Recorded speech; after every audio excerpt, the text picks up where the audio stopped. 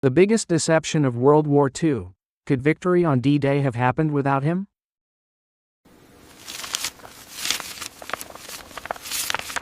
Shadow our chief.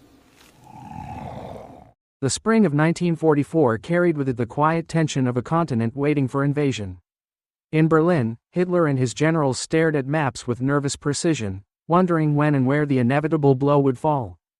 To them, the English Channel was a wall, yet also a door. Somewhere along that jagged coast, the Allies would come. But where? Normandy? Brittany? Calais? In southern England, on fields, in ports, and along rail lines, an army appeared to be forming. Tanks crowded under canvas, barracks stretched along hedgerows, and airfields hummed with activity. Overhead, aircraft engines droned in practice maneuvers. To a German spy, or more accurately, to a German radio operator sifting through reports, it was unmistakable. A vast American force was assembling, waiting only for the order to strike. But this army was a phantom. Its divisions existed mostly in name. The tanks were rubber and wood, painted to catch the eye of reconnaissance planes. The barracks stood empty, and the aircraft had no engines. At the heart of this deception was Operation Fortitude, a plan so audacious that its success required not only camouflage and trickery but also human actors willing to live as shadows of men who did not exist. The Allies understood a simple truth. The German High Command feared Calais more than Normandy. Calais was the narrowest point of the Channel, the quickest bridge into France. If Hitler could be made to believe the main invasion would strike there, he would hold his armored reserves in the wrong place. To sell the illusion, the Allies created an entire army on paper. The 1st U.S. Army Group, FUSAG, commanded, supposedly, by the charismatic General George S. Patton. Patton, fiery and aggressive, had been sidelined after a scandal in Sicily, but the Germans still respected him above all Allied commanders. If Patton commanded FUSAG, then surely Calais was the target. Patton himself played the role with gusto. He toured southeastern England, appearing at airfields and bases that held nothing but empty shells of equipment. His presence alone was enough to spark rumors, which intelligence operatives carefully seeded into German channels. But rubber tanks and paper divisions could not, by themselves, deceive Berlin. For that, the Allies turned to their most dangerous assets, the double agents. Among them was a Spaniard named Juan Pujol Garcia, codenamed Garbo by the British. To the Germans, however, he was a loyal spy who had built an extraordinary network of sub-agents across Britain. In truth, his entire network was imaginary. Letters written in different inks, reports in varying styles, all fabricated by Garcia himself. His fiction was so convincing that the Germans paid him handsomely to maintain it, even awarding him the Iron Cross. They never suspected he was feeding them exactly what London wanted them to believe. Other agents, Brutus, Tate, Zigzag, wove their own threads into the tapestry. They reported on troop movements, false shipping convoys, and non-existent divisions. Each report was carefully reviewed by British intelligence before being passed along. It was not enough to lie. The lies had to be woven with strands of truth. Too much fiction, and suspicion would grow. The Germans listened, and they believed. Day after day, signals intercepted from Berlin revealed that the Wehrmacht shifted its gaze toward Calais. Even as late as May 1944, with the Allies already preparing for Normandy, German defenses grew strongest at the Pas de Calais. Yet deception is never without risk. One careless slip, one broken cipher, one German officer who questioned too deeply could unravel it all. And in May, as the Allies loaded real men into real landing craft bound for Normandy, the deception stood on a knife's edge. Somewhere across the Channel, a single transmission from a German outpost hinted at the unthinkable. That Normandy might not be as lightly defended as Hitler believed. The trap was set, but would the prey step where the hunters intended? The deception stretched across a continent, and its strength rested not on armies or generals, but on individuals, men and women whose lives dangled between discovery and survival. In dimly lit flats in London, double agents scribbled coded letters, their words destined for Berlin but filtered first through British hands. Each phrase was a balancing act. To remain trusted, the agents had to give their German handlers enough truth to be credible, yet always shape the truth into the service of the lie. Among these shadows, none was more daring than Eddie Chapman, known to MI5 as Agent Zigzag. Once a safecracker and career criminal, Chapman had been recruited by the Germans after capture in occupied France. They trained him in sabotage, then parachuted him into England with orders to destroy a factory. Instead, he marched straight into British custody and offered his services. The British accepted, though not without skepticism. Chapman played his part flawlessly. He staged sabotage for German cameras, reported fake destruction, and in return, Berlin lavished him with medals and praise. The Germans believed they had a ruthless saboteur on their payroll. The British knew they had a gambler who thrived on danger, a man who lived on the thin edge of truth and betrayal. His reports painted FUSAG as an unstoppable force, anchored by Patton, awaiting the inevitable march across Calais. Not all agents were adventurers. Some were reluctant, drawn into the web by circumstance. Roman Czernowski, a Polish pilot captured after France's fall, became Agent Brutus.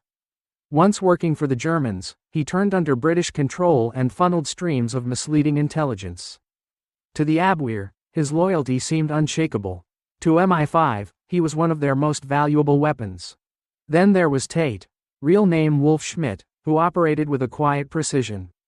Dropped into England by parachute, he had been captured within hours. Faced with prison or collaboration, he chose the latter, crafting radio transmissions that would later confirm the existence of entire divisions that never existed.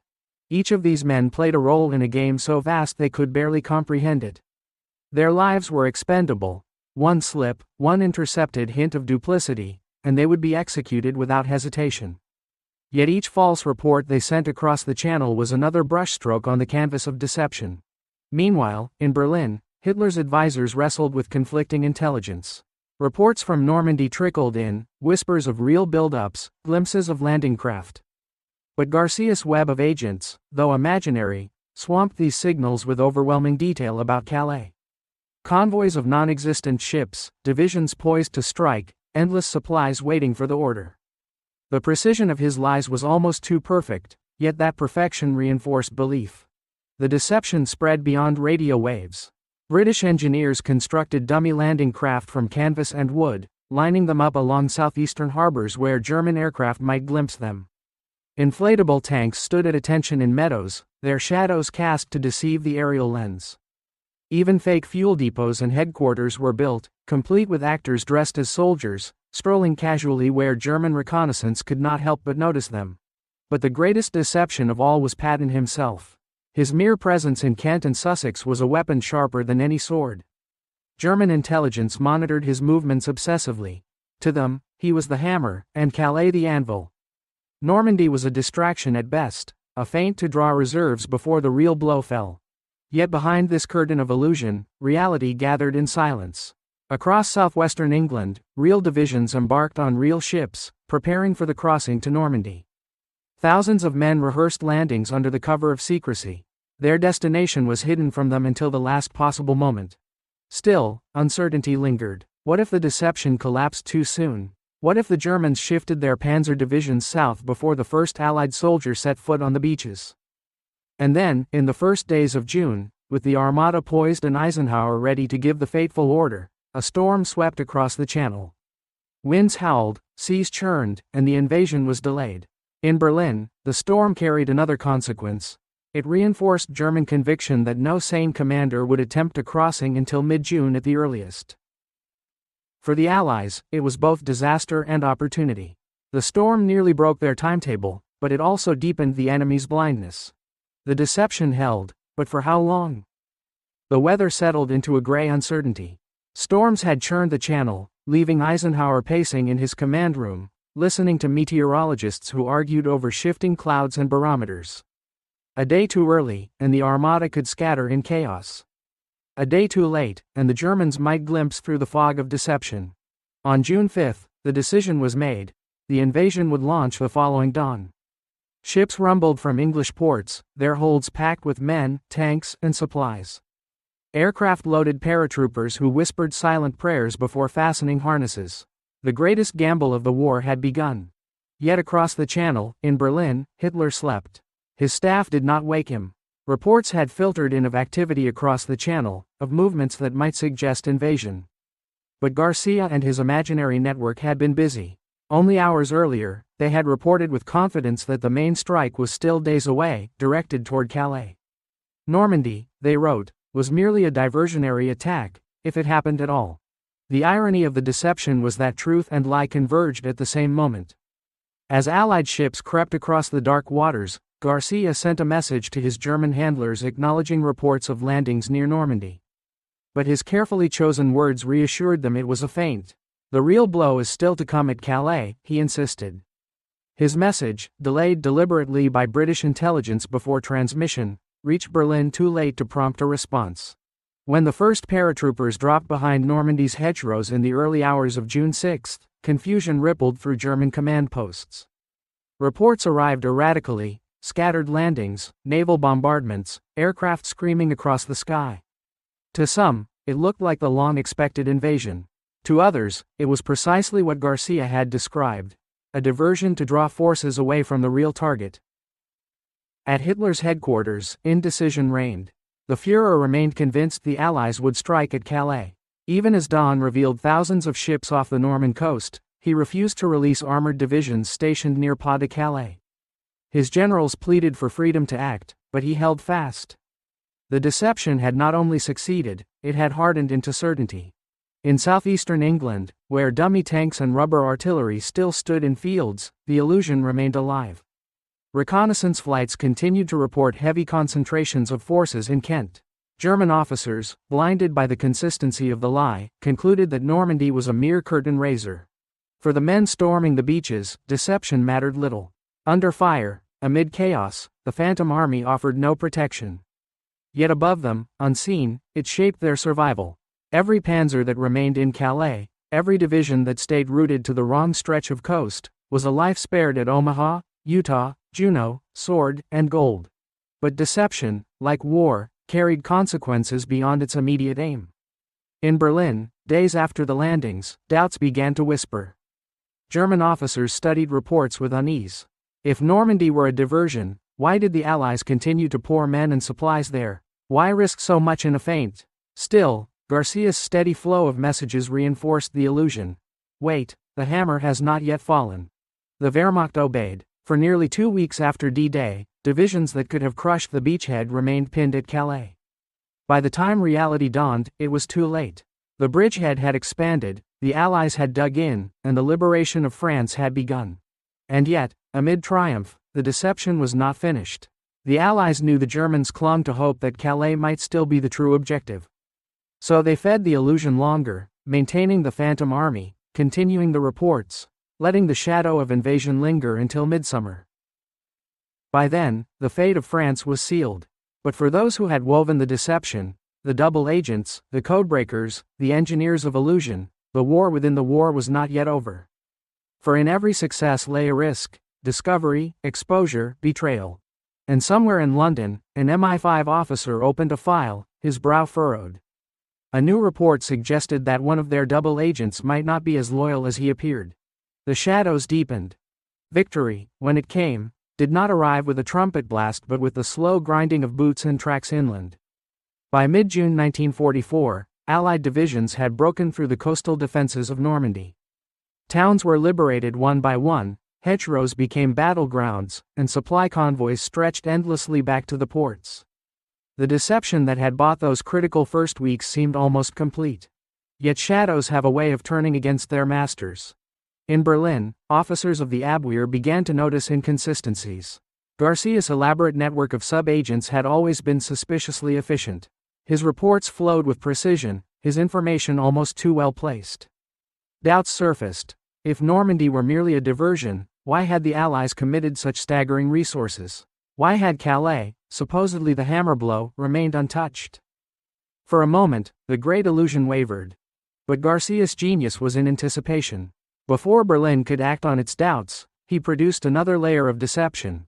Reports that the Allies were deliberately prolonging their feint in Normandy to lure German reserves southward, softening Calais for the real strike. His falsehoods, carefully laced with tiny fragments of genuine Allied activity, carried enough plausibility to steady German belief. The Wehrmacht still held its strongest armored reserves in Calais until late July, long past the point of rescue. Even so, not every thread held firm. Agent Brutus, Roman Chernowski, grew weary of the strain.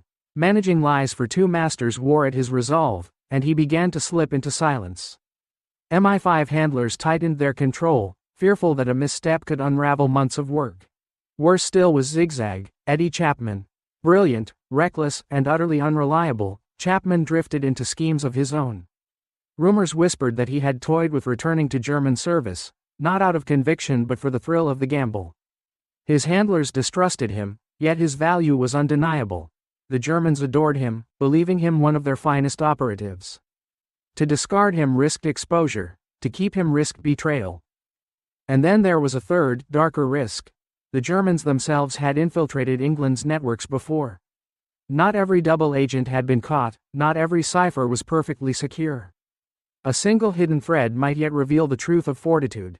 In London, the atmosphere inside MI5 grew tense. Files marked with red stamps circulated between locked rooms. Some agents were quietly sidelined, their transmissions cut off.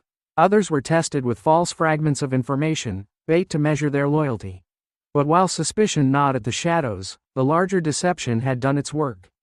Normandy swelled with Allied strength, and Calais remained eerily quiet. German commanders, chastised by Hitler's own conviction, hesitated even when the truth stood before them. Still, for the men who had lived within the lie, unease remained.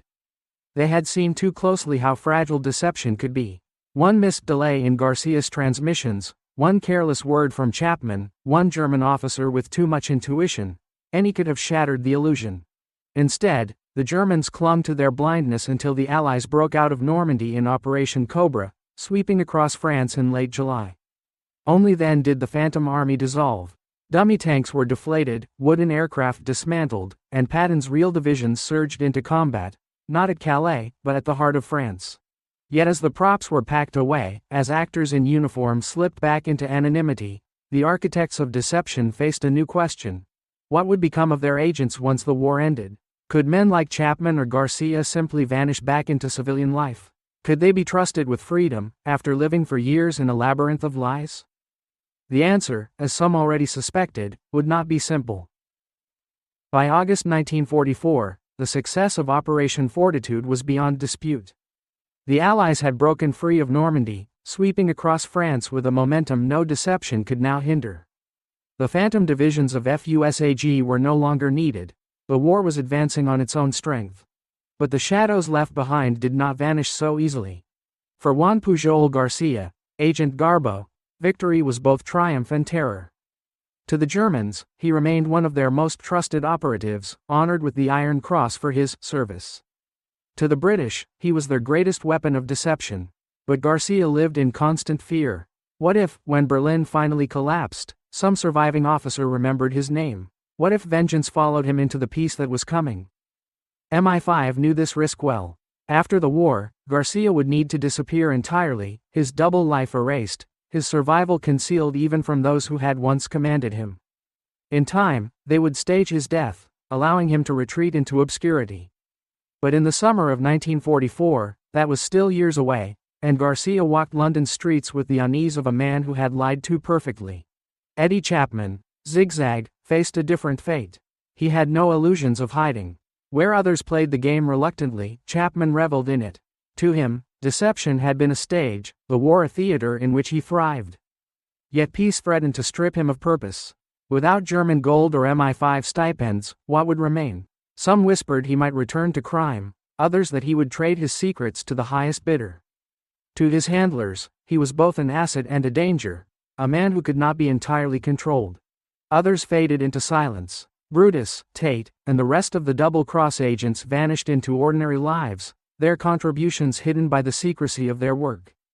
Their names would not appear in parades or history books for decades. For them, anonymity was the only safety.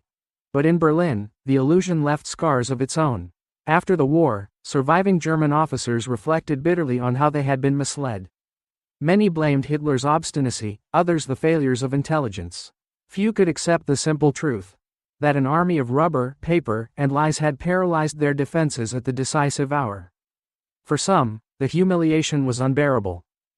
The shadow war of Fortitude did not end with the liberation of France. Its legacy seeped into the very fabric of post-war intelligence. The techniques honed in 1944, double agents, controlled leaks, elaborate disguises of reality, became tools for a new conflict already emerging, the Cold War. The men and women who had tricked Hitler's empire would pass their craft on, not to soldiers but to spymasters, who now turned their gaze toward Moscow and Washington. And yet, behind every celebrated success, darker questions lingered. Was the deception flawless, or had luck played its hand? Could Garcia have slipped? Could Chapman have betrayed? Could a single skeptical German officer have altered the course of history?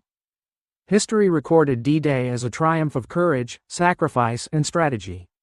But buried beneath the beaches and fields of Normandy was another truth.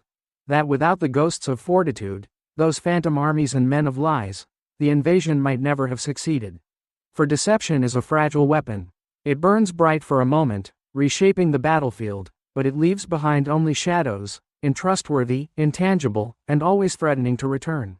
And as Europe moved toward peace, those shadows followed quietly behind the men who had conjured them, reminding them that wars may end, but secrets do not. By the late summer of 1944, German intelligence faced a bitter reckoning. The Allies had broken through Normandy, Paris had been liberated, and the front rolled eastward toward Germany itself. And yet, in the offices of the Abwehr and the SS, officers pored over documents with disbelief.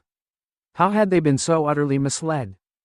The evidence was damning. Reports from trusted agents had confirmed divisions at Calais that never existed. Reconnaissance photographs had shown tanks that deflated when pierced, aircraft that never flew, fuel depots that were empty shells. The truth was slowly, painfully undeniable. They had been tricked on a scale unprecedented in modern warfare. Some officers sought to blame one another. Admiral Canaris of the Abwehr, already distrusted by Himmler and the SS, became a convenient scapegoat. His rivals accused him of incompetence, even treason. His downfall was swift. Canaris was eventually executed in April 1945, accused of complicity in the July 20 plot against Hitler. Fortitude was not the sole reason for his demise, but it provided fuel for those eager to eliminate him. For Hitler, the deception deepened his paranoia. He began to question every report, to suspect treachery even within his most loyal circles. Ironically, the very success of Fortitude helped accelerate the collapse of German intelligence. Where once the Wehrmacht had relied on networks of spies across Europe, now suspicion poisoned every file. Reports that might have guided a rational response were dismissed, while fantasies of miracle weapons and last-minute counterstrikes took their place. In the chaos of this blindness, the Allies advanced. The deception had done more than shape D-Day. It had crippled German confidence in its own information. The cost was measured not only in territory lost but in the erosion of trust at the heart of the regime. And yet, for the architects of Fortitude, there was little time for celebration. The work of deception was never complete. Even as Allied armies pushed into Belgium and the Netherlands, intelligence officers considered how to prepare for the next phase, crossing the Rhine into Germany. Once again, they turned to shadow play, false orders, misleading signals, phantom units. The War of Illusions had become a permanent companion to the War of Steel. But in the ruins of Berlin, as 1944 waned into 1945, a quiet truth emerged. Deception had bought time, misdirected armies, and shifted the balance, but it could not stop the inevitable. Germany's defeat was no longer a question of if but when. Still, the men and women of Fortitude knew their work would not be forgotten. For if deception had won once, it could win again. And already, their eyes were turning east. When the guns finally fell silent in 1945, the world seemed, for a moment, to breathe. But the shadow warriors of deception knew better. They had glimpsed the fragility of trust, the power of illusion, and the hunger of nations for secrets. Peace was not an end, it was a pause. Many of the double-cross agents faded into obscurity, their names sealed in classified files. Garcia, Garbo, was hidden so carefully that for decades the world believed he had died in 1949. In truth, he lived quietly in Venezuela, far from the eyes of both his former masters. His survival was itself a deception, one last secret carried into silence. Chapman, ever restless, returned to his old habits. The war had offered him purpose, but peace offered only temptations. His notoriety as Zigzag made him both legend and liability. He toyed with schemes, lived extravagantly, and left behind a trail of rumors that suited his character, untrustworthy, unpredictable, but unforgettable. The methods of Fortitude, however, did not vanish. British and American intelligence studied them meticulously, extracting lessons for the new conflict with the Soviet Union. Phantom armies became disinformation campaigns. Controlled agents who once fed Berlin now fed Moscow with selective truths. The Cold War would be fought not only in open confrontations but in shadows, exactly the domain Fortitude had proven so powerful.